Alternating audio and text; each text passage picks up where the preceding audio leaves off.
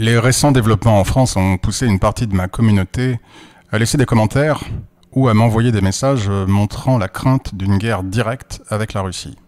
Si, il y a quelques années, dans une de mes vidéos de début d'année, j'indiquais cela, où est la recherche de la paix? Est-ce que procéder de la sorte avec un président qui nous a dit, à l'occasion de ses vœux, qu'il assurerait du soutien plein et entier de la France vis-à-vis de l'Ukraine, et ce, je le cite, jusqu'à la victoire de l'Ukraine? Où est la recherche de la paix? Où sont les énergies de diplomatie? N'est-ce pas jeter de l'huile sur le feu?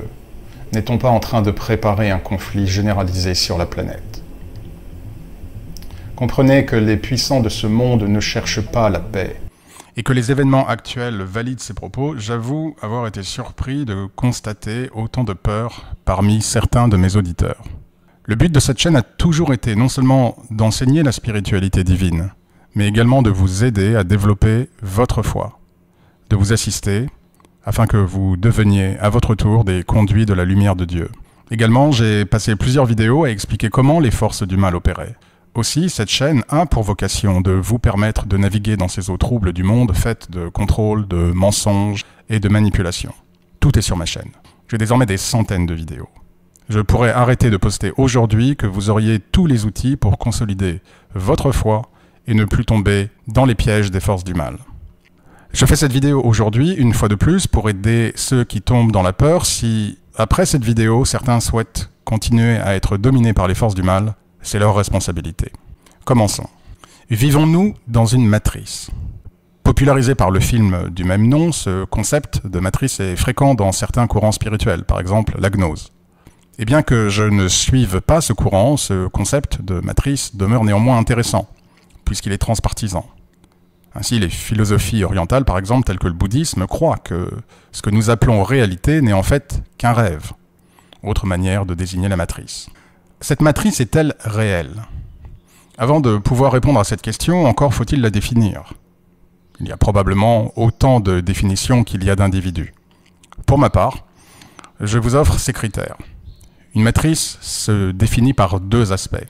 L'illusion d'une part et l'absence de liberté d'autre part. Étudions chacune de ces composantes. Est-ce que le monde dans lequel nous vivons est une illusion? La démonstration que ce monde l'est est assez simple, si on sait se poser les bonnes questions. Tout d'abord, ma véritable essence est-elle l'individu que je suis aujourd'hui? Ai-je une âme? Mon corps est-il mortel? Mon âme est-elle mortelle?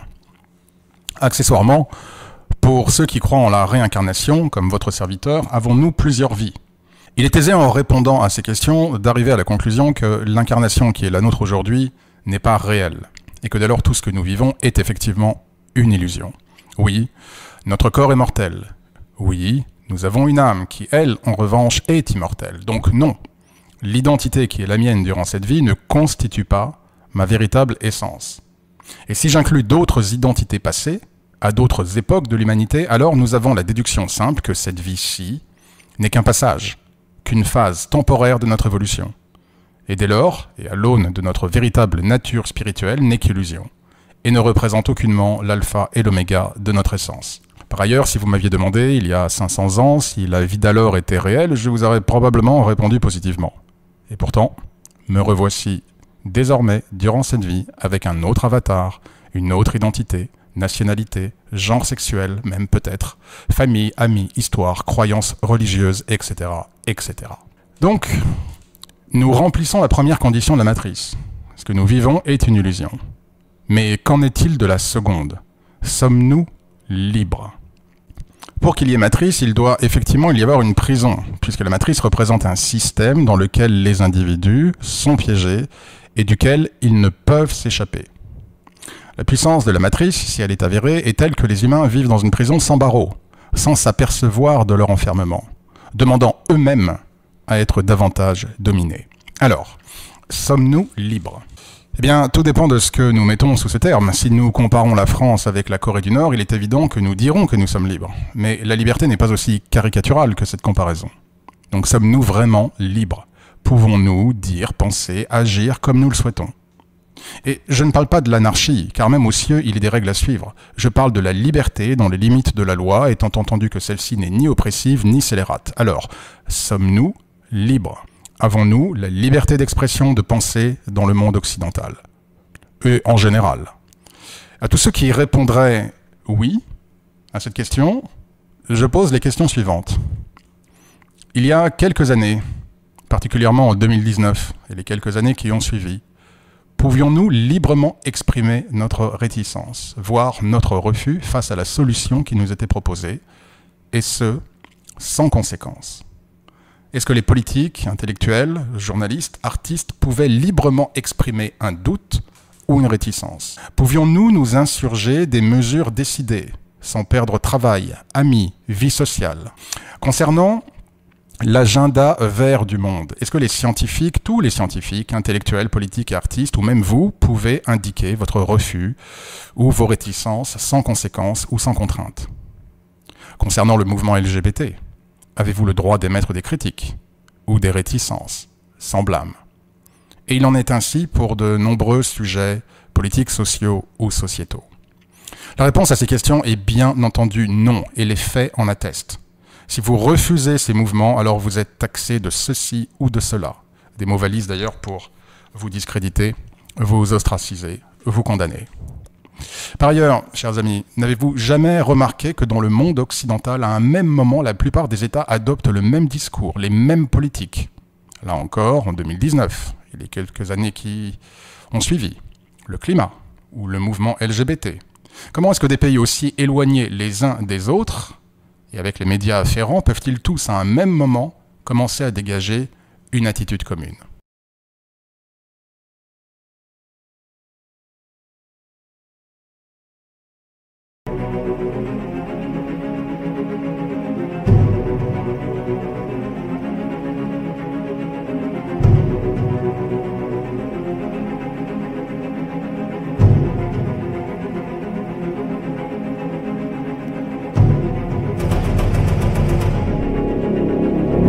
La réponse à toutes ces interrogations est simple. Le monde a un narratif. Et par ce narratif, il cherche à vous contraindre.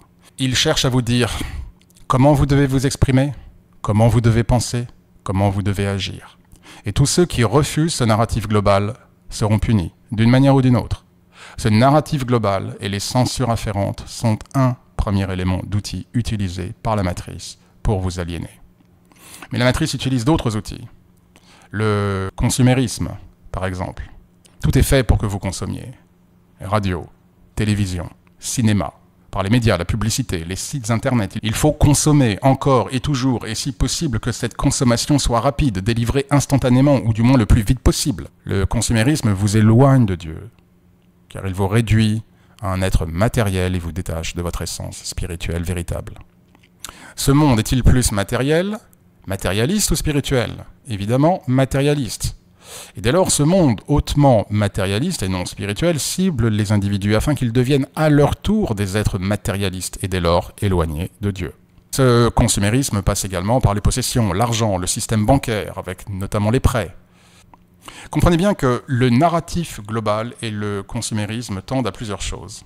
Vous effrayer, vous contrôler, vous distraire et vous diviser. Vous effrayer. Plus les gens ont peur, plus ils demandent de la sécurité. Et plus ils sont en demande de sécurité, plus ils donnent les clés de leur liberté à des structures pour obtenir d'eux encore plus de contrôle. J'avoue vraiment être toujours surpris que face à une telle évidence, si peu le comprennent. Là encore, pensez à 2019 et les années suivantes. Vous distraire, car en établissant un narratif et un mode de vie consumériste et matérialiste, vous êtes occupé et concentré sur vous, votre bien-être, vos possessions. Vous ne voyez pas ce qui se trame pourtant sous vos yeux.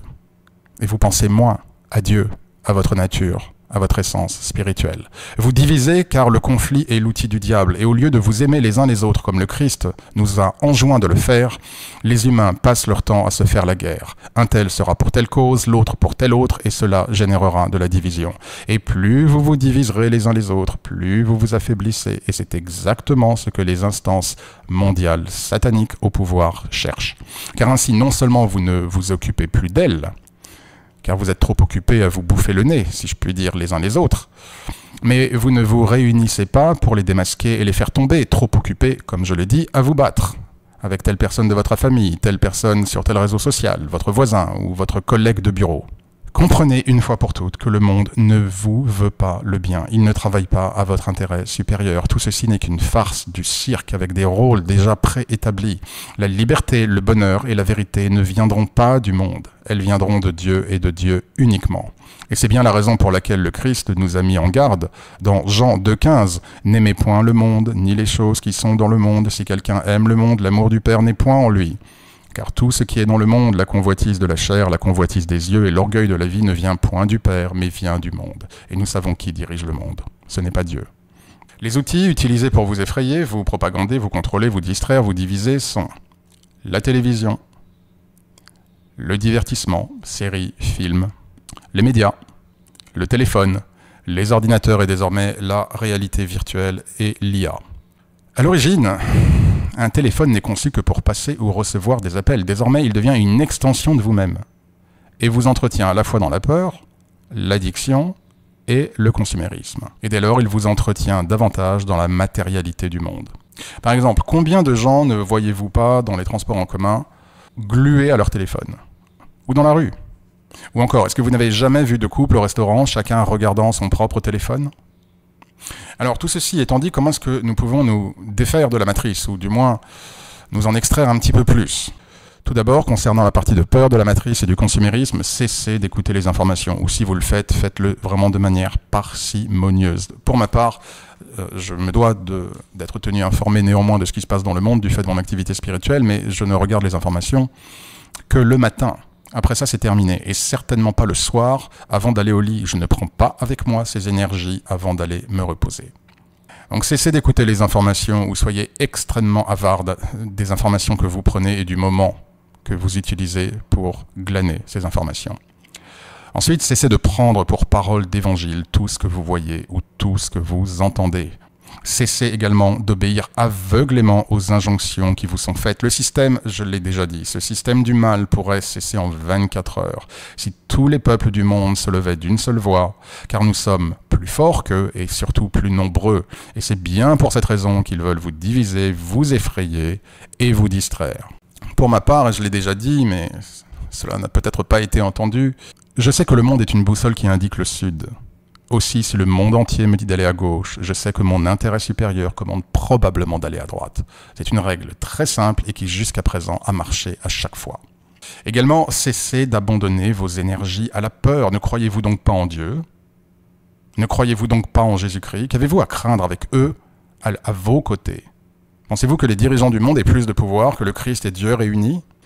Également, toujours questionner le narratif que l'on cherche à vous ingurgiter. Utilisez en permanence votre esprit critique.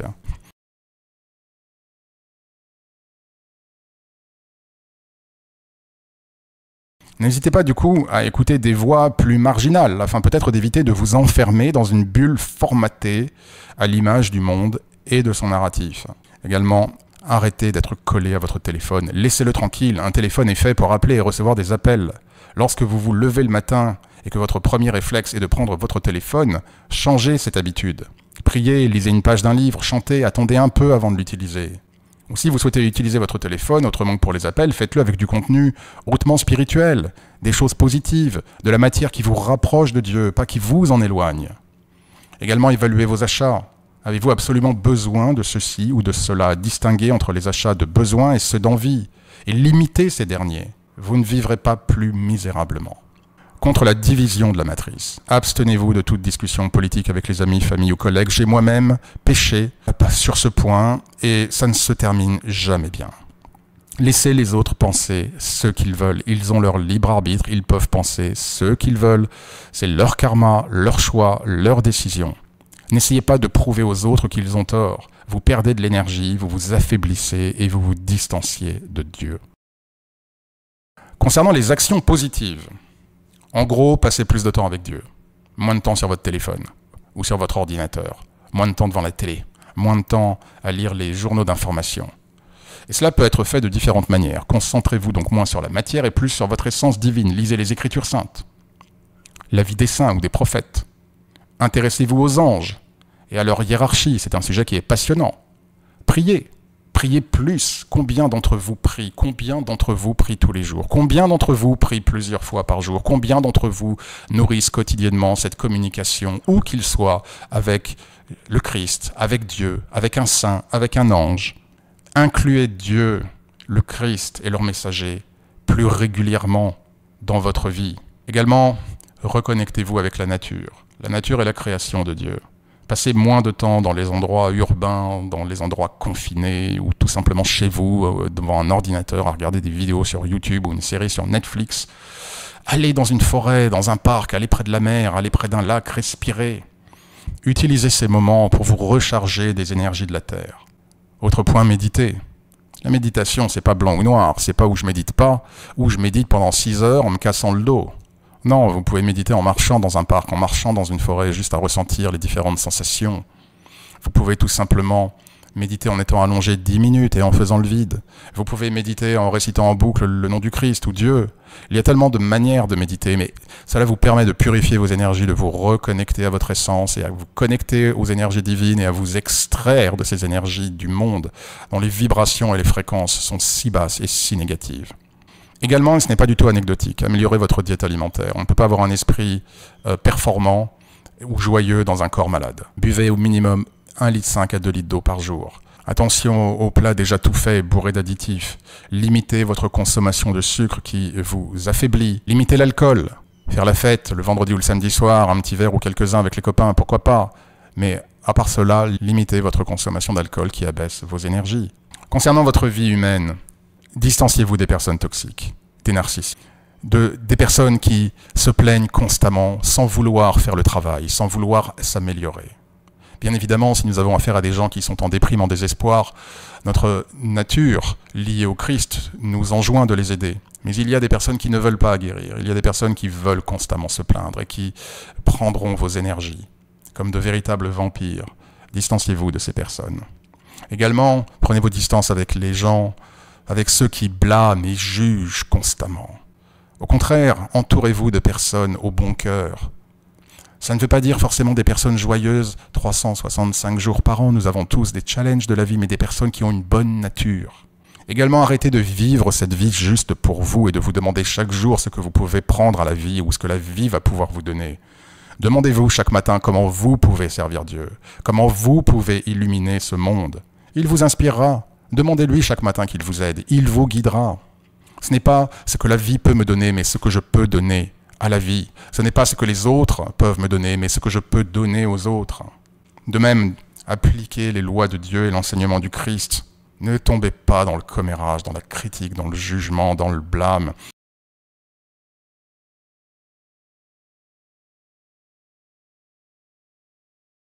Le problème du commérage, c'est qu'il n'a pas besoin d'être malveillant pour exister. Même s'il n'est pas malveillant, cela reste du commérage. Arrêtez de vous occuper autant de la vie des autres. Occupez-vous donc de votre vie. Il y a déjà tellement de choses à régler dans celle-ci. Soyez disponible pour les autres. Ne soyez pas égoïste. Encouragez les autres à réussir. Ne soyez pas envieux ou jaloux. Tout ceci est destiné à vous aider. Si vous appliquez ces recommandations et ces suggestions, vous allez voir que le monde aura beaucoup moins, voire pas de prise sur vous. Vous deviendrez davantage un spectateur de ce monde triste et sombre qui se déroule sous vos yeux. Et ne doutez pas que chacun devra faire face à son karma et à ce qu'il a fait. Laissez donc ces marionnettes des forces du mal penser qu'elles ont le pouvoir et le contrôle, car viendra un jour où ils reverront tout ce qu'ils ont fait. Et alors que vous serez au 10e étage de la tour des cieux, ils seront au parking -15. Donc que tout ce que vous voyez cesse de vous frustrer, de vous agacer, de vous déprimer, de vous effrayer. Voilà, chers amis, j'en reste là pour l'heure. Merci pour vos messages, prenez bien soin de vous, j'espère que cette vidéo aura été un rappel utile et aura pu remettre l'église au milieu du village. Prenez bien soin de vous, de ceux que vous aimez et qui vous aiment. Et en attendant la prochaine vidéo, que Dieu vous bénisse.